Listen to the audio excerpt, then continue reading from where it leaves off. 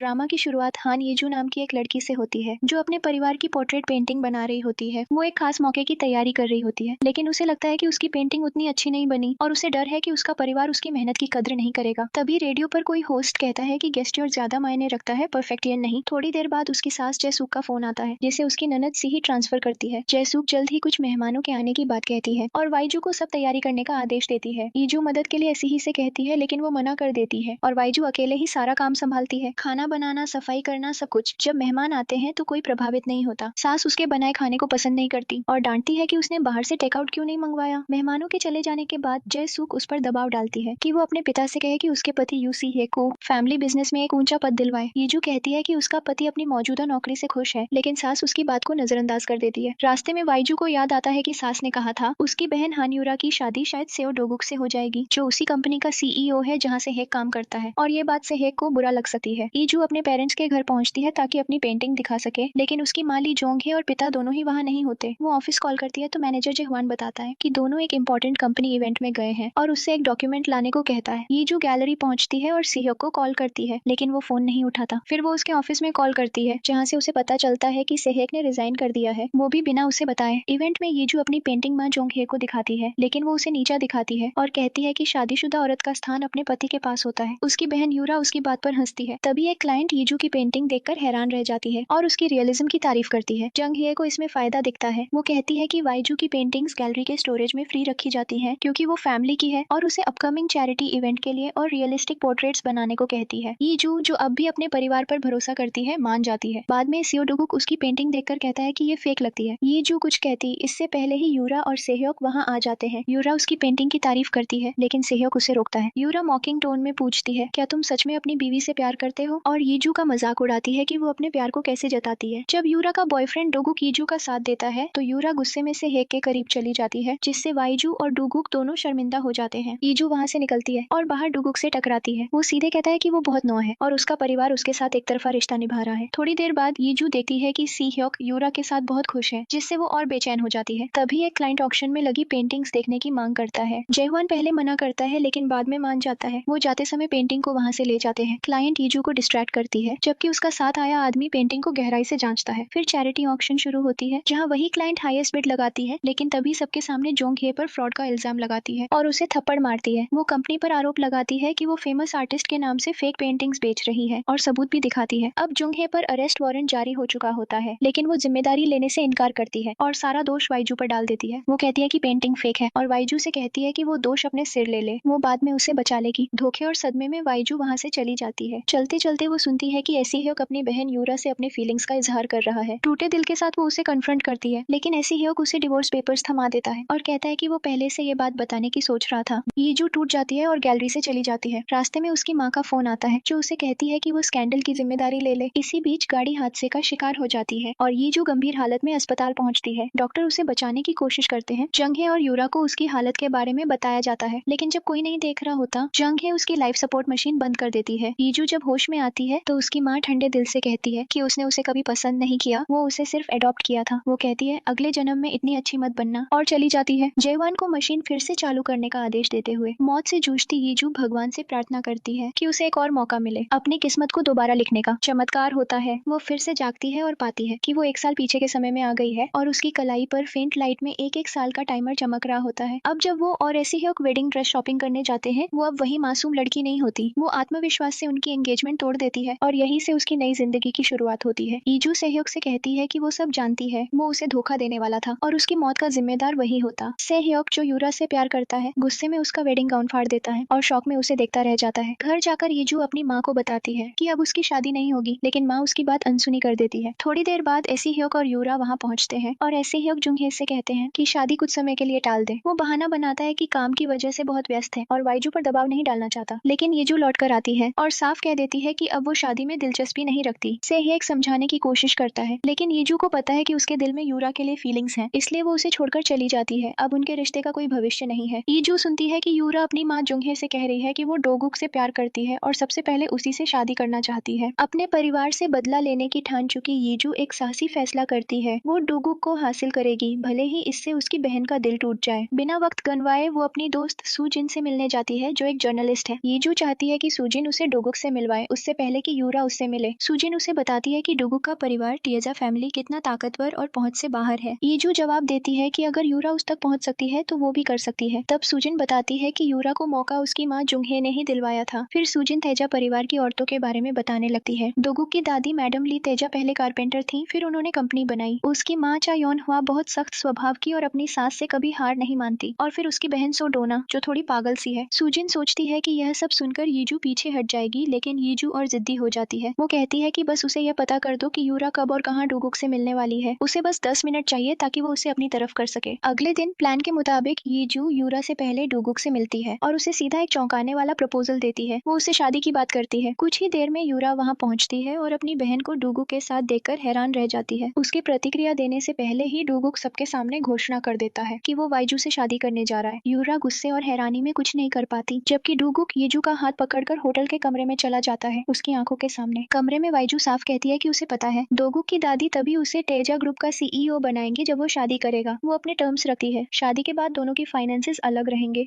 वो अपनी मर्जी से जी सकता है और तलाक की बात कभी भी हो सकती है। नीचे यूरा गुस्से में से हेक को फोन करती है और बताती है कि वाइजू होटल में डुगुक के साथ है। पहले तो इसे हेक विश्वास नहीं करता, लेकिन फिर शक के चलते वो वाइजू का इंतजार करने लगता है। दोनों उसे बार बार कॉल करते हैं, लेकिन यीजू उनके कॉल्स इग्नोर करती है। कुछ देर बाद यूरा गुस्से में वहाँ से चली जाती है और ऐसी हेक से कहती है कि उसने आखिर ऐसा क्या किया कि यीजू इतनी बदल गई। रात बढ़ती है, यीजू शराब पीकर भावुक हो जाती है और टूटकर डुगुक के सामने रो पड़ती है। एक नरम पल में दोनों एक दूसरे को गले लगाते हैं और डुगुक उस पल से उसकी तरफ खींचने लगता है। सुबह जब यीजू उठती है तो खुद को डुगुक के साथ एक ही बिस्तर पर पाती है। वो उसके लिए एक नोट छोड़ती है कि बाद में संपर्क करेगी और वहाँ से निकल जाती है। घर पहुँचते ही उसे कॉन्फ्रंटेशन का सामना करना पड़ता है। योरा, सेहयक और जिनवोंग सब उसका इंतजार कर रहे होते हैं। यीजू बिना झिझक कहती है कि उसने डुगुक के साथ रात बिताई है और सबको यह ड्रामा बंद करने को कहती है। इसके जवाब में उसे कमरे में बंद कर दिया जाता है। कमरे में बंद वाइजू को पुराने वक्त याद आते हैं जब उसे इसी तरह कैद कर दिया जाता था, लेकिन अब वो तय करती है कि वो फिर कभी कैदी बनकर नहीं रहेगी। वो अपना फोन उठाती है और वेब पर सर्च करने लगती है। उसे याद आता है कि उसने सुजिन से कहा था कि होटल में डुगुक के साथ उसकी तस्वीरें लेकर न्यूज़पेपर में छपवा दे, लेकिन जब वो देखती है तो कोई खबर नहीं होती। वो सुजिन को कॉल करती है जो बताती है कि डुगुक की टीम ने वो पोस्ट उसकी इमेज बचाने के लिए हटा दी है। तभी मैनेजर जेवॉन उसके कमरे में आकर उसका फोन छीन लेता है और कहता है कि वो हार मान ले। उधर डुगुक अपने परिवार को बताता है कि उसने हान परिवार की बड़ी बेटी से शादी करने का फैसला किया है। यीजू जो अपने परिवार के शिकंजे से निकलना चाहती है, एक मौका पाती है। वो अपने कमरे की खिड़की के बाहर दिख रही एक छोटी लड़की से फोन उधार लेती है जो सुशी रेस्तरां के पास होती है। वो तुरंत डुगुक को कॉल करती है, लेकिन तभी जोंघे उसे पकड़ लेती है और क्रोध में उस पर बुरी तरह बरस पड़ती है। उसी वक्त डुगुक वहाँ पहुंच जाता है और ये सब अपनी आंखों से देख लेता है। बिना झिझक वो जिनवोंग के पास जाकर यीजू का हाथ मांगता है। जिनवोंग जब अपनी सहमति देता है तो डुगुक तुरंत यीजू को वहाँ से ले जाता है। बाद में वो उसे खाने के लिए बाहर ले जाता है। पहले वे एक रेस्तरां में जाते हैं, लेकिन यीजू परेशान लगती है और कुछ खा नहीं पाती। डुगुक पूछता है कि क्या हुआ, तो वाइजू बताती है कि वो ऐसा खाना नहीं खा सकती, वो सिर्फ कन्वीनियंस स्टोर से तैयार खाना खाती है। डुगुक बिना कुछ कहे उसे पार्क ले जाता है जहाँ दोनों नूडल्स खाते हैं। वहीं यीजू आखिरकार अपना दिल खोलती है और रोते हुए बताती है कि एक बार उसे घर में झड़ दिया गया था, जिससे वो बहुत समय तक बीमार रही। अब उसे किसी पर भरोसा नहीं है, इसलिए वो किसी का बनाया खाना नहीं खाती। वो कहती है कि वो बदला लेना चाहती है और इसी वजह से उसने शादी का फैसला किया। लेकिन डुगुक नाराज नहीं होता, बल्कि वो प्यार से एक फूल तोड़कर उसे प्रपोज करता है। यीजू का दिल भारी है, लेकिन वो हामी भर देती है और दोनों अपने रिश्ते की शुरुआत एक किस्से करते हैं। अगले दिन यीजू उसी किस के बारे में सोचते हुए जागती है। तभी सुजिन का कॉल आता है। वो बताती है कि उनकी किस की तस्वीर खबरों में छप गई है और ये बार हटाई नहीं गई। यीजू को एहसास होता है कि ये सब डुगुक ने खुद करवाया है। उधर डुगुक का मैनेजर जो उसकी बहन का पति भी है पूछता है कि क्या वो आर्टिकल हटवाना चाहता है, लेकिन डुगुक बेपरवाह होकर कहता है कि उसे कोई फर्क नहीं पड़ता। घर पर जोंघे अपनी चालें चलने लगती है। वो कहती है कि डुगुक का परिवार इस शादी को कभी मंजूर नहीं करेगा, लेकिन यीजू आत्मविश्वास से कहती है कि वो शादी करेगी। जंघे पूछती है कि फैमिली इंट्रोडक्शन कब होगी, तो यीजू थोड़ी उलझन में कहती है कि वो डोगुक से पूछेगी। रात देर से डोगुक अपने असिस्टेंट ब्यूनजे हो को भेजता है ताकि वो यीजू को उसके घर लेकर आए। वहाँ पहुंचने पर डुगुक खुद उसके लिए खाना बनाता है। जब दोनों साथ बैठकर खाने लगते हैं तो वो नोटिस करता है कि यीजू झिझक रही है। वो तुरंत अपने प्लेट से खा लेता है ताकि उसे भरोसा हो जाए कि खाना बिल्कुल ठीक है। यीजू कहती है कि उसे पता है कि आर्टिकल के पीछे वही है। डोगुक साफ साफ मान लेता है कि उसने ही वो खबर छपवाई थी ताकि यीजू अब पीछे न हट सके। यीजू शांत स्वर में कहती है कि उसका ऐसा कोई इरादा नहीं है। तभी डुगुक उसे शादी का एक एग्रीमेंट दिखाता है। यीजू कहती है कि उसमें एक शर्त और जोड़ी जाए, दोनों परिवारों की एक औपचारिक मुलाकात हो। डोगुक बिना झिझक यह बात मान लेता है। इसके बाद वो कहता है कि वाइजू उसके साथ रहने आ जाए क्योंकि उन्हें बेस कैंप की जरूरत होगी जो उनका घर बनेगा। यीजू पहले हिचकिचाती है, लेकिन जब वो घर देखती है तो चकित रह जाती है। एक पूरा कमरा उसके लिए सजाया गया होता है। रात के अंत तक वो मान जाती है और वहीं रुकने का फैसला करती है। अगले दिन डुगुक की कंपनी के कुछ कर्मचारी उस आर्टिकल पर बात कर रहे होते हैं कि उसका जल्द ही विवाह होने वाला है। कोई मजाक में कहता है कि ये सेहयोग भी तो उसी कंपनी में काम करता है और उसका भी जल्द विवाह है। ब्यून जेहो हैरान रह जाता है। उसे एहसास होता है कि दोनों ही पुरुष एक ही औरत वाइजू से शादी करना चाहते हैं। सेहयोग गुस्से में सब पर चिल्ला देता है कि वे झूठी बातें फैलाना बंद करे। उधर एसीह्योक की बहन सीही यूरा से एक स्टोर में मिलती है। यूरा उससे कहती है कि क्या वो यीजू को मनाने में मदद कर सकती है ताकि वो सेहयोग से शादी कर ले। सीही कहती है कि यूरा बहुत भली है। वो एक महंगे पर्स की तरफ देखती है तो यूरा कहती है कि वो उसका पैसा दे देगी। इसी बीच सीओ डोना यानी डोगुक की बहन जो खुद भी शादी की तैयारी में है, वो और उसका पति बायुन जेहो उसी स्टोर में आते हैं। जेहो उसे यीजू के बारे में बताता है। डोना उत्सुक हो जाती है और अचानक यूरा व सीही से टकरा जाती है। वो पूछती है कि क्या वाइजू हाल ही तक किसी और से सगाईशुदा थी। सीही तुरंत हामी भरती है और यूरा बताती है कि वाइजू पहले सीही के भाई से सगाई कर चुकी थी। उनके पिता उनके परिवार के ड्राइवर थे। वो आगे कहती है कि वाइजू मानसिक रूप से अस्थिर है और अपने अडॉप्ट होने के कारण विक्टिम कॉम्प्लेक्स रखती है। यूरा जब यीजू की बुराई करती जाती है तो डोना तंज कसती है। वो कहती है कि उसे उम्मीद नहीं थी कि यूरा की बहन ऐसी होगी। वो कहती है, मुझे लगा था कि तुम्हारी बहन तुम्हारी तरह होगी, जो किसी आदमी को पाने के लिए किसी भी हद तक जा सकती है। यूरा हैरान रह जाती है और ऐसा ही उसका बचाव करने की कोशिश करती है, लेकिन डोना कहती है कि वो सिर्फ अपनी समझ पर भरोसा करती है और वहाँ से चली जाती है। उधर एसीह्योक की माँ जेसुक यीजू से मिलने आती है। वो कहती है कि उन्हें बात करनी चाहिए। यीजू मना कर देती है, लेकिन जेसुक जोर देती है। यीजू शांत रहकर कहती है कि वो उसे ऐसा करने से बाज आए। यह सुनकर जेसुक फ्यूरियस हो जाती है। वो वाइजू के बाल पकड़कर खींचती है और चिल्लाती है, तू मुझसे ऐसे बात करने की हिम्मत कैसे कर सकती है। यीजू खुद को छुड़ाती है और उसे धक्का दे देती है। तभी सीही आ जाती है और ऊंची आवाज में चिल्लाने लगती है ताकि राहगीर सुन ले। वो वाइजू पर आरोप लगाती है कि उसने शादी तोड़कर एक अमीर आदमी से रिश्ता जोड़ लिया है। असल में यह सब जोंगहे की चाल होती है, क्योंकि जेवॉन ये सब वीडियो में सीक्रेटली रिकॉर्ड कर रहा होता है। यीजू बाद में अपने दादा हान वुंजे से मिलने जाती है, जो नर्सिंग होम में रहते हैं, लेकिन वो दरवाजा खोलने से इनकार कर देते हैं। जेवॉन बाद में जुंगहे को बताता है कि उसने स्टाफ से कह दिया है कि अगर वाइजू दोबारा वहाँ जाए तो पुलिस को बुला लिया जाए। कुछ समय बाद वाइजू अपनी दोस्त सुजिन से मिलती है, जो उसे सलाह देती है कि टिएजा परिवार को इम्प्रेस करने का तरीका क्या हो सकता है। उसका मुख्य लक्ष्य है डुगुक की माँ योनहवा। सुजिन बताती है कि उसे जीतने का सबसे अच्छा तरीका है उसके प्रतिष्ठित कुकरी क्लास में दाखिला लेना। ये जो उसकी बात मानती है और उस क्लास में नाम लिखवा लेती है। क्लास खत्म होने के बाद उसकी अचानक मुलाकात योनहेचवा से हो जाती है। योनहवा उसे कॉफी के लिए इनवाइट करती है, लेकिन यीजू अकेली नहीं होती। वहाँ यूरा भी पहुंच जाती है। दोनों के बीच माहौल तनावपूर्ण हो जाता है और बात झगड़े तक पहुंच जाती है। तभी डुगुक वहाँ आ जाता है और बिना कुछ बोले वाइजू को वहाँ से ले जाता है। रास्ते में वाइजू कहती है कि वो उसके घर जाना चाहती है। वहाँ पहुंचकर दोनों शराब पीते हैं, बातें करते हैं और प्लान बनाते हैं कि कैसे अपने परिवारों को यकीन दिलाएं कि वे सच में एक दूसरे से प्यार करते हैं। थोड़ी देर बाद वाइजू असहज महसूस करती है और कहती है कि डुगुक को घर लौट जाना चाहिए, क्योंकि वो अपने पेरेंट्स के साथ रह रहा है, लेकिन वो कहता है कि उसने शराब पी है और गाड़ी नहीं चला सकता। रात में वाइजू को नींद नहीं आती। वो चुपके से उसके कमरे में झांकती है और देखती है कि डुगुक किसी बुरे सपने में है। वो उसके पास बैठ जाती है और सोचती है कि आखिर उसे किस बात का दुख सताता है। अगली सुबह अचानक योनहेचवा वहाँ आ जाती है। वो वाइजू को डुगुक के घर में देखकर चकित होती है, लेकिन कोई तमाशा नहीं करती। वो कहती है कि वो मॉडर्न सोच रखती है और इस स्थिति को समझ सकती है। फिर भी वो चौंक जाती है जब देखती है कि डुगुक इतने शोर के बाद भी आराम से सो रहा है। वो जाने लगती है, लेकिन जाने से पहले कहती है कि यीजू दोनों परिवारों की एक मीटिंग अरेंज करे। यीजू तुरंत अपने परिवार को बताती है। जिनवोंग भले ही व्यस्त हो, इस मुलाकात के लिए समय निकालता है। जुंगहे कहती है कि उन्हें तेजा परिवार के बराबर दिखना होगा, क्योंकि मैडम ली तेजा खुद वहाँ होंगी। यीजू अपने दादा हन वुंजे से बात करती है, जो कहते हैं कि वो जिनवोंग से मिलना चाहते हैं और वाइजू की शादी को अपनी मंजूरी देते हैं। जंगहे हैरान रह जाती है। उसे समझ नहीं आता कि वाइजू ने वुंजे को कैसे मना लिया। फ्लैशबैक में दिखाया जाता है कि जब वाइजू नर्सिंग होम में उससे मिलने गई थी तो एक नर्स ने उसे कहा था कि वो जाए, क्योंकि वुंजे किसी की बात नहीं सुनते जब तक कि वो खुद न चाहे। यीजू को वो पल याद आता है जब अपनी पिछली जिंदगी में मरने से पहले वॉन्जे ने उससे कहा था, मत मरना, तुमने अभी तक मुझे माफ नहीं किया और मैं नर्क नहीं जाना चाहता। यीजू सोचती है कि वो क्या मतलब था और दरवाजे पर दस्तक देते हुए कहती है, मैंने आपको माफ कर दिया। वॉन्जे तुरंत दरवाजा खोल देता है और पूछता है, सच में माफ कर दिया? यीजू हाँ कहती है और उसे गले लगा लेती है। वो बूढ़ा आदमी रो पड़ता है। वर्तमान में लौटते हैं। यीजू अपने परिवार से कहती है कि वो उन्हें बताएगी कि डुगुक का परिवार कहाँ मिलना चाहता है। आखिरकार जोंगहे और जिनवोंग तेजा परिवार के घर पहुंचते हैं उस बहुप्रतीक्षित मुलाकात के लिए, लेकिन जुंगहे, जो नहीं चाहती कि यीजू की शादी आसानी से हो जाए, अपनी चालें चलने लगती है और माहौल में टेंशन पैदा करती है ताकि यह रिश्ता टूट जाए। जब दोनों परिवार एक साथ बैठकर भोजन और बातचीत करने लगे तो जुंगहे ने मन ही मन ठान लिया कि वह इस शादी को बर्बाद करके ही रहेगी। वो लगातार ऐसी बातें करती है जिससे माहौल असहज हो जाए, लेकिन धीरे धीरे डुगुक का परिवार उसकी साजिशों को भांपने लगता है। इसके बावजूद यीजू अपने आत्मविश्वास और विनम्रता से सबका दिल जीत लेती है। वो उन्हें एक खूबसूरत पेंटिंग भेंट करती है, वही पेंटिंग जिसे उसकी माँ ने पहले एक ग्राहक को बेच दिया था और बाद में किसी तरह दोबारा हासिल कर ली थी। जुंगहे यह देखकर हक्की बक्की रह जाती है। वो वाइजू को बाहर बुलाती है और पूछती है कि उसने ये पेंटिंग कैसे पाई। यीजू शांत स्वर में सब बताती है, यहाँ तक कि कहती है,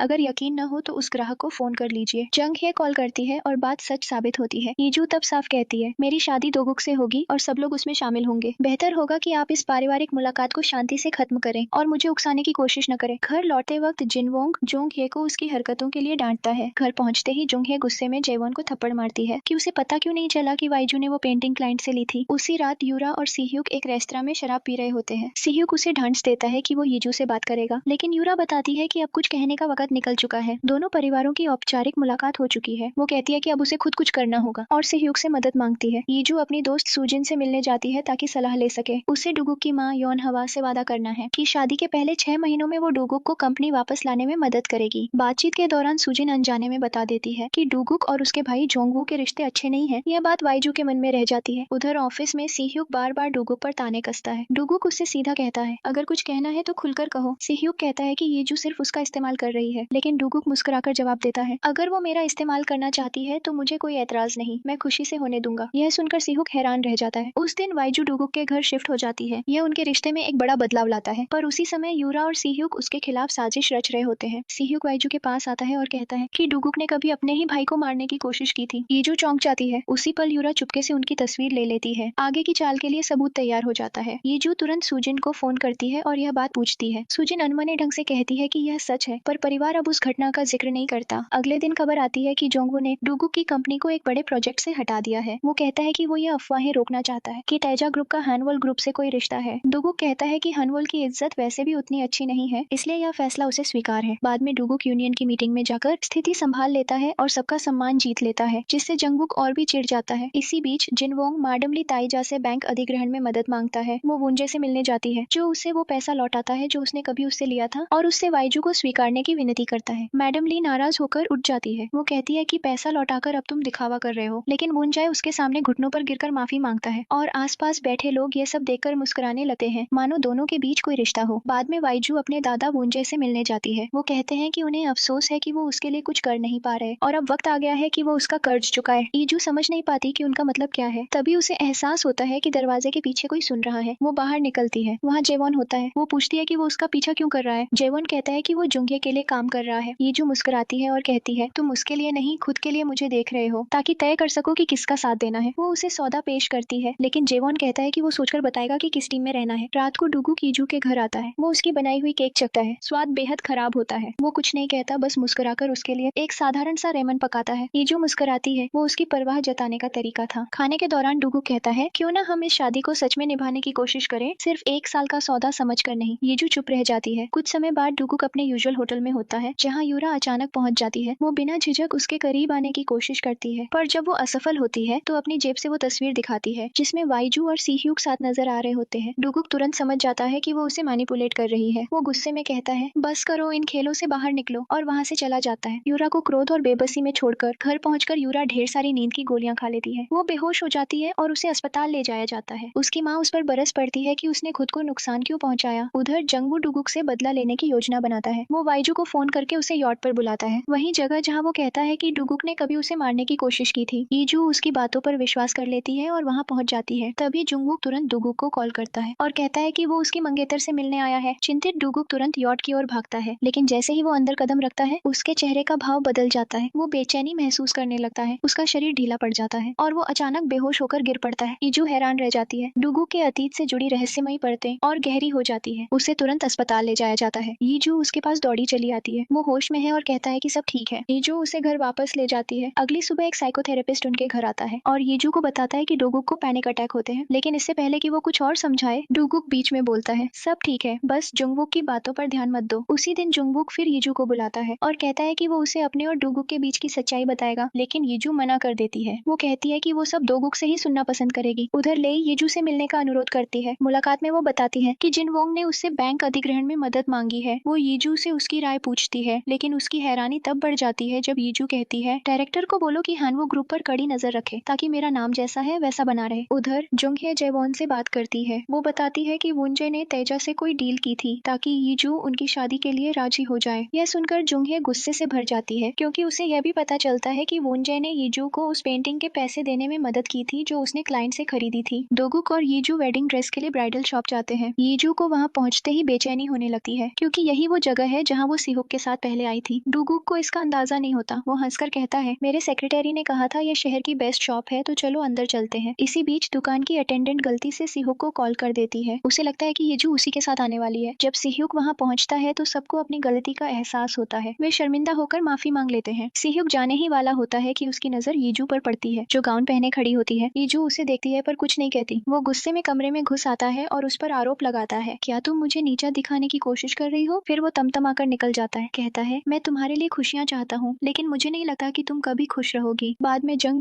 जंगवू से मिलती है। वो बताती है कि वूनजाए ने मैडम ली से मुलाकात की थी और यीजू के लिए पेंटिंग के पैसे भी उसने ही दिए। वो ये इशारा करती है कि वूनजाए शायद ताइजा ग्रुप पर कब्जा करने की प्लानिंग कर रहा है, क्योंकि वो बिना मकसद के कभी पैसा नहीं देता। कुछ समय बाद जोंगवू यीजू से मिलता है। वो पूछता है कि उसके दादा ने लेडी ली को इतना पैसा क्यों दिया। यीजू उलझन में पड़ जाती है, लेकिन जोंगवू आगे कहता है हम दोनों को साफ साफ बात करनी चाहिए, शायद हम साथ मिलकर काम कर सके। वो बात पूरी भी नहीं कर पाती कि अचानक डूगू कमरे में घुस आता है, गुस्से से लाल चेहरा लिए। वो अपने सौतेले भाई जोंगवू को पकड़कर धक्का देता है। जोंगवू ताना मारता है, फिर से धक्का दो, इस बार यकीन कर लो कि मुझे मार ही दो। डूगू बेकाबू हो जाता है और उसे जमीन पर गिरा देता है। दूर से यूरा यह सब देख रही होती है। वो अपनी माँ से कहती है कि अब वो जोंगवू से शादी करना चाहती है और उसे सब कुछ ठीक करने में मदद चाहिए। वो कहती है जंगवू ही टीजा ग्रुप का असली सक्सेसर है और मैं हमेशा से उसी की दुल्हन बनना चाहती थी। घर लौटने पर डूगू यीजू से कहता है मैंने तुम्हें कहा था ना जंगवू से मत मिलना। यीजू जवाब देती है मुझे बस थोड़ी मदद करनी थी। डूगू कहता है कि वो ठीक है, लेकिन यीजू साफ कहती है नहीं तुम ठीक नहीं हो। वो उसकी परेशानियों की पूरी लिस्ट गिना देती है। तब डूगू गहरी आवाज में कहता है मैं तभी खुलकर बात करूंगा जब तुम इस रिश्ते को सच्चा मानने लगो, और याद रखना अगर तुम सच सुनने की हिम्मत नहीं रखती तो मुझसे सवाल मत पूछो। यीजू चुप रह जाती है। डूगू आगे कहता है अगर तुम मुझे संभाल नहीं सकती तो मुझ पर हाथ मत रखना, मैं वैसे भी खुद को बहुत